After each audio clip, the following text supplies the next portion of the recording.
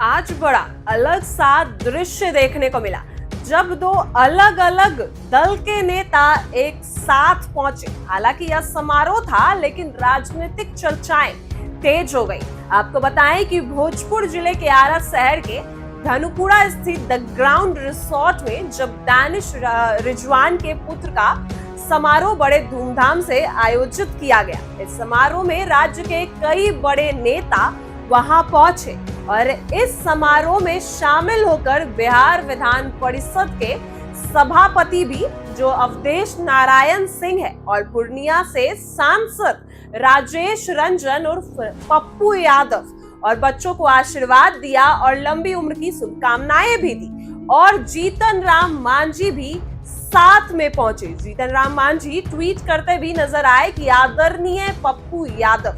लेकिन इस पारिवारिक आयोजन से परे इस मौके पर बिहार की राजनीति का एक अलग ही दृश्य भी सामने आया।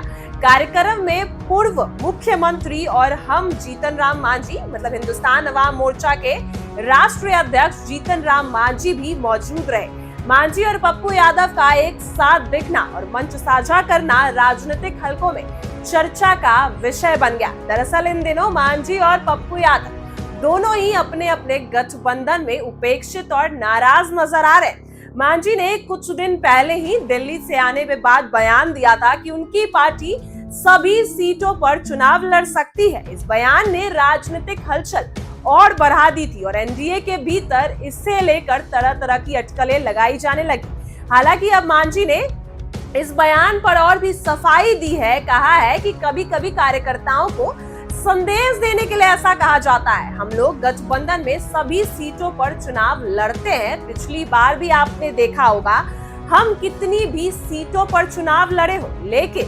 62 से ज्यादा सीटों पर प्रचार के लिए गए थे। गठबंधन में होता है तो सभी सीटों पर सभी दल चुनाव लड़ सकते हैं। यानी मांझी ने यह साफ करने की कोशिश की है कि उनका मकसद गठबंधन छोड़ने का तो नहीं था, बल्कि अपने कार्यकर्ताओं का मनोबल बढ़ाना था। इसके बावजूद भी उनकी जो 40 सीटों की मांग है और नाराजगी को लेकर अभी भी सवाल बने हुए हैं। वहीं बात करें तो दूसरी ओर पप्पू यादव की स्थिति भी कुछ वैसी ही है। वे लंबे समय से कांग्रेस के साथ और आरजेडी के साथ बेहतर तालमेल बनाने की कोशिश करते नजर आए। कई बार उन्होंने तेजस्वी यादव को जननायक बताया, वोटर अधिकार यात्रा के दौरान बताया और लालू प्रसाद यादव के पैर भी छुए। वहीं कांग्रेस नेताओं की तारीफ की, तेजस्वी यादव की तारीफ की, लेकिन इसके बावजूद उन्हें वह राजनीतिक सम्मान और जगह नहीं मिली जिसकी उन्होंने उम्मीद की थी। राहुल गांधी और तेजस्वी यादव की जो वोट अधिकार यात्रा के दौरान भी पप्पू यादव को गाड़ी या मंच पर उचित स्थान नहीं दिया गया। कई बार उन्हें देखा गया कि वो कोना पकड़कर रोते नजर आए। यानी मांझी और पप्पू यादव दोनों की स्थिति आज की तारीख में लगभग समान है। एक तरफ मांझी जो सीट बंटवारे में अपनी दावेदारी को लेकर दबाव बना रहे हैं, तो दूसरी ओर पप्पू यादव कांग्रेस और आरजेडी से अपनी अनदेखी पर नाराज है।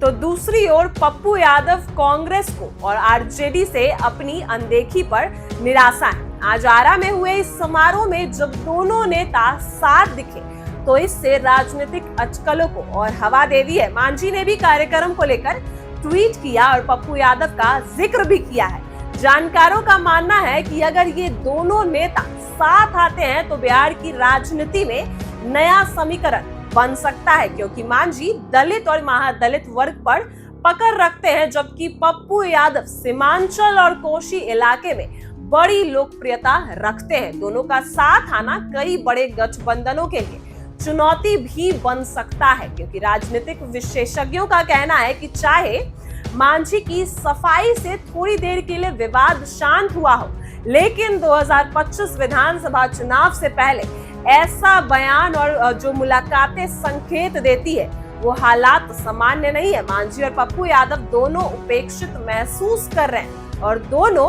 उनकी जो नाराजगी है बड़े दलों के लिए आने वाले समय में सिरदर्द भी साबित हो सकती है। कुल मिलाकर अगर बात करें तो आरा का जो यह समारोह था केवल धार्मिक या पारिवारिक आयोजन नहीं रहा, बल्कि इसने बिहार की राजनीति को नया मोड़ दे दिया है। अब सबकी नजर इसी पर है कि क्या वाकई मांझी और पप्पू यादव मिलकर कोई नया राजनीतिक गठजोड़ बनाएंगे या फिर यह महज एक संयोग था कि दोनों साथ मिल गए। लेकिन ये जो तस्वीर है, पप्पू यादव और मांझी एक साथ बैठे भी नजर आ रहे हैं और मांझी ट्वीट भी करते नजर आए। पप्पू यादव का आदरणीय पप्पू यादव भी लिखते नजर आए। जबकि देखा जाए तो मांझी को भी एनडीए में उतनी सीटें नहीं मिल रही जितनी की वे दावेदारी कर रहे हैं। 40 सीट मांझी कहते नजर आए हैं अपने बयान में कि 40 सीट उनको चाहिए, लेकिन एनडीए उनको उतनी पर्याप्त सीट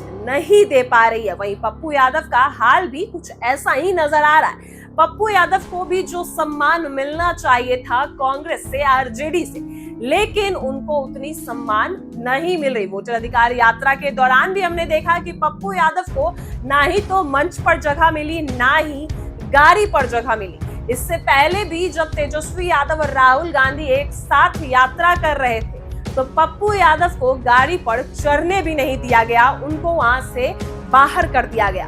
इसके बाद जब वोटर अधिकार यात्रा के दौरान भी कोना पकड़कर रोते नजर आए थे पप्पू यादव, और पप्पू यादव जो लगातार तेजस्वी यादव की तारीफें करते नजर आए, तारीफों के पुल बांधते नजर आए, लेकिन फिर भी उनको उतनी सम्मानजनक जो हिस्सेदारी थी उनकी, उनको सम्मान नहीं मिला। तो वही हाल इन दोनों नेताओं का हो चुका है कि मांझी और पप्पू यादव दोनों कहीं ना कहीं अटकलें लगाई जा रही हैं कि दोनों एक साथ आ सकते हैं। एक तो पप्पू यादव जो सीमांचल क्षेत्र में लोकप्रिय हैं, तो मांझी जो दलित वर्ग में काफी लोकप्रिय हैं। तो दोनों अगर साथ आते हैं तो नए समीकरण बन सकते हैं और गठबंधन और जो बिहार की समीकरण है वो तुरंत बदल भी सकती है, क्योंकि विधानसभा चुनाव नजदीक और ऐसे में ऐसी मुलाकातें कई अटकलों पर चर्चा का विषय बन जाती है। क्योंकि जैसे ही मांझी और पप्पू यादव एक साथ नजर आए हैं,